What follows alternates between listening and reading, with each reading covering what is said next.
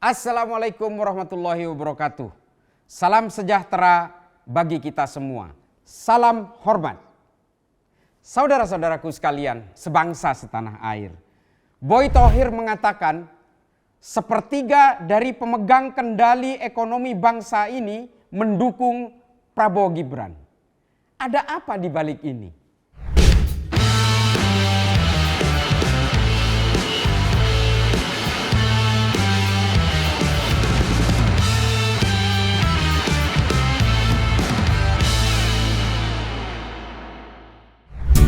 Semua pasti kerja.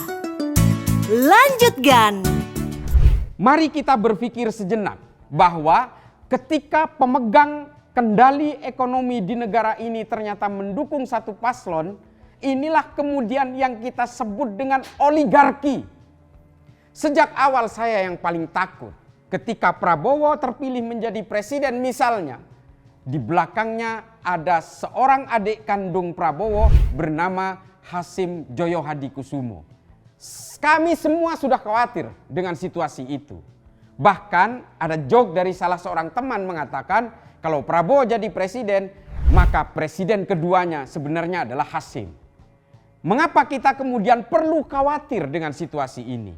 Coba bayangkan, India dengan penduduk hampir 1,5 miliar, tapi kekayaan negara itu hanya berada di tangan 5 gelintir manusia saja. Nah, ini yang menjadi kekhawatiran kita adalah ketika seperti India misalnya. Kekayaan negara itu dipegang hanya oleh 5 orang terkaya di India. Yang terjadi adalah kesenjangan sosial yang sangat besar. Di India hari ini yang terjadi adalah orang yang kaya akan sangat kaya. Tapi orang yang miskin akan sangat miskin. Kesenjangan sosial antara yang kaya dan yang miskin ini sangat jauh jaraknya. Sehingga apa? Meskipun India dikatakan sebagai negara maju, dia tidak akan pernah lepas dari middle income trap. Ini adalah cita-cita negara seperti Indonesia dan India yang ingin melepaskan diri dari middle income trap. Yaitu kelompok menengah dengan penghasilan tetap yang tidak pernah beranjak, tidak pernah ke atas atau tidak pernah turun. Maka kemudian negara seperti ini terjebak dalam kontraksi ekonomi yang hanya segitu-segitu saja.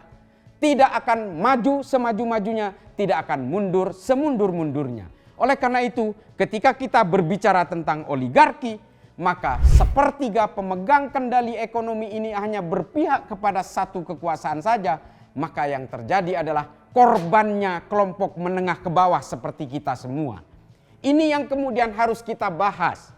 Kita tidak perlu bangga dengan pernyataan Boy Thohir bahwa sepertiga pemegang kendali ekonomi hanya mendukung satu paslon. Ini justru menjadi petaka bagi kita semua nantinya. Oleh karena itu, Bapak Ibu sekalian, sebangsa setanah air, mari kita lawan kelompok-kelompok oligarki seperti ini. Kelompok-kelompok pemegang kekuasaan yang kemudian bisa mengendalikan ekonomi dan berlindung di balik salah satu paslon. Bayangkan kalau ternyata paslon ini menjadi pemimpin, maka kita semua tidak akan kebagian remahan-remahan penghasilan mereka. Mereka semua hari ini hanya menguasai berbagai kelompok-kelompok ekonomi, sumber daya alam, sumber daya manusia yang tidak akan pernah berdaya dan hanya berada di kalangan kelompok menengah atau bawah. Oleh karena itu, mari kita saksikan reaksi pasar kemudian. Boy Thohir mengatakan jarum sampurna berada di belakang Prabowo Gibran. Dan kemudian reaksi pasar memandangnya sebagai sentimen negatif sehingga saham mereka anjlok hingga 2%. Nah, ini adalah satu kekhawatiran besar dari pelaku-pelaku pasar hari ini dan bahkan kekhawatiran besar bagi seluruh rakyat Indonesia. Coba bayangkan ketika kekuasaan negara ini menjadi satu dengan kekuasaan ekonomi, maka trajektori, arah dan tujuan bangsa ini hanya ditentukan oleh segelintir orang. Dan itu bukan cita-cita demokrasi, bukan lagi cita-cita reformasi yang ingin memberikan keadilan sosial bagi seluruh rakyat Indonesia. Hari ini kita semua betul-betul menjadi orang-orang yang hanya siap dengan berbagai kezaliman. Hari ini kita semua hanya siap dengan berbagai intimidasi politik maupun ekonomi hari ini. Oleh karena itu, marilah kita menggunakan rasionalitas berpikir bahwa kita memilih seorang presiden dan wakil presiden dalam sehari pada 14 Februari nanti, itu sebenarnya akan menentukan nasib bangsa 5 tahun ke depan. Jangan pernah menganggap sepele persoalan ini. Boleh saja kita dikasih bansos, boleh saja kita diberikan iming-iming atau diberikan uang yang berupa hanya 100-200 ribu, tapi kemudian bangsa ini berada di pinggir jurang yang tidak mustahil. Bangsa ini akan menjadi bangsa yang hanya bisa menghamba kepada para kepentingan ekonomi dan oligarki. Hari ini kita betul-betul wajib untuk gelisah. Hari ini dengan perlakuan para pemegang tampuk kekuasaan ini yang semakin menjadi-jadi, menyalahgunakan kekuasaan, ini akan membuat kita semua rakyat Indonesia ini selalu berada di dalam kangkangan para penguasa dan juga kalangan oligarki. Cukup pada zaman Soeharto kita tidak berkutik apa-apa. Kita tidak bisa berteriak. Ketika berteriak kita ditangkap. Ketika kita berseru tentang perut kita yang lapar, maka yang ada adalah kemudian diberikan dengan bungkusan-bungkusan makanan. Programnya Prabowo Gibran tentang makan gratis dan sebagainya adalah program-program yang seolah-olah akan meninabobokan kita semua. Saudaraku sebangsa setanah air, terus terang, peradaban manusia tidak akan bisa diselesaikan hanya dengan makan. Peradaban manusia akan bisa diselesaikan dengan bagaimana caranya kita untuk mendapatkan makanan. Ketika kita tahu bahwa ikan hanya bisa ditangkap untuk bisa dimakan, ikan tidak akan datang sendiri ke meja makan kita. Kecuali kita diberikan kail, kita diberikan jaring untuk mendapatkan ikan, lalu kemudian kita olah. Itulah kemudian sejarah peradaban manusia bisa berkembang. Hari ini makan gratis adalah upaya untuk meninabobokkan kita semua, seolah-olah kita adalah masyarakat yang kelaparan. Oleh karena itu, jargon-jargon dari kalangan oligarki seperti ini mohon diwaspadai. Jangan pernah percaya kepada mereka yang sebenarnya hanya ingin berkuasa untuk kemudian menguasai seluruh sendi-sendi ekonomi kita. Kita hari ini betul-betul berada di dalam pinggiran-pinggiran berbagai penghasilan-penghasilan yang seharusnya menjadi milik kita. Rakyat, orang-orang sipil yang membiayai negara ini. Orang-orang sipil yang seharusnya mendapatkan kemudahan dari negara ini. Lalu kemudian kita diberikan tawaran untuk diberikan makan gratis dan susu gratis. Ini betul-betul menganggap seolah-olah kita ini adalah bangsa pengemis, bangsa yang tidak mau bekerja, bangsa yang tidak mau survive. Kita ini semua adalah orang-orang yang sanggup bertahan sepanjang negara ini memberikan ruang-ruang kenyamanan. Hari ini kita semua betul-betul berusaha dikendalikan dan dikuasai.